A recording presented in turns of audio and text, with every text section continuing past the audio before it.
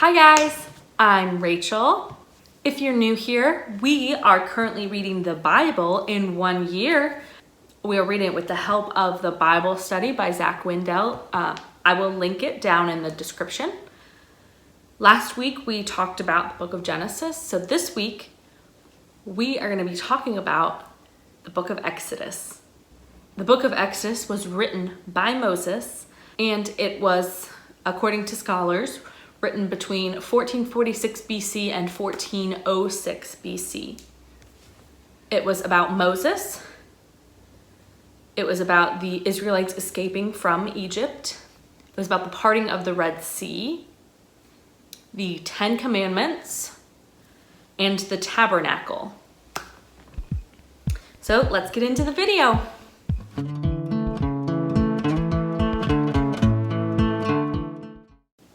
So the first thing I learned was that Jesus is our Passover lamb as Christians. His blood was shed to save us from death, just as the lambs were slain and the blood put on the doors or on the door frames of the Israelites in Egypt to save their firstborns from the 10th plague, which was the death of the firstborn. The second thing I learned was how Exodus helps me in my walk with the Lord. So Exodus shows many times how the Israelites kept doubting God. So, for example, when Moses brought the Israelites out into the desert and they were faced with the Red Sea and the oncoming Egyptians, the Israelites asked Moses, "Why did you bring us out here? Why would you bring us out here to die? I would rather die back in Egypt." And so the Lord, through Moses, split the Red Sea. The Israelites were able to walk through, and the Egyptians were not. It was a miracle. Number two, the Israelites were complaining after that. They said, "Why would God bring us out here to die? Because we're hungry and we're thirsty." And what did God do? God provided them with manna and with water after that. The Israelites kept doubting, and God kept providing for them. And this relates back to me because I doubt God all the time. I'm human. I'm normal. Then, when all the Israelites saw all these amazing miracles frequently, they still doubted. So it's okay if I feel that way sometimes. If I feel God has kind of left me sometimes. But he's always there, and he'll love me through my doubting or through my times of fault, just as he loved the Israelites. So, my favorite verse. Let's get to it.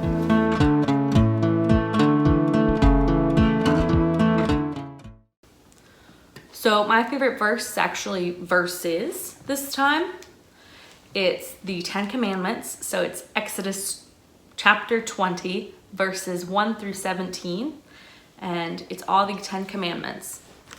And this lays kind of the base of our laws. So number 1, you shall have no other God before me. So God is number 1. Number 2, you shall make no idols. In Exodus, the Israelites created a golden calf that the Israelites started to worship. This is a no-no. Number 3, you shall not take the Lord's name in vain. This one I see people do frequently.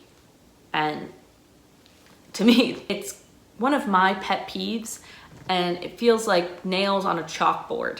Number 4, keep the Sabbath. Number 5, honor your father and your mother. Number 6, you shall not kill. Just don't do it. Number 7, you shall not commit adultery. That's another one that's become a very big thing in today's culture. Just don't do it. It's the opposite of the Nike commercial.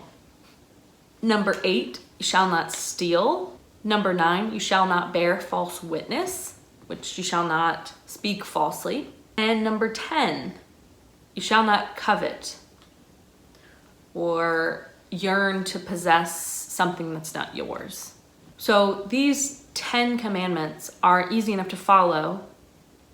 They're pretty laid out. And I think this is very important to us now because this is the foundation of how we need to live our lives today. So on to my questions.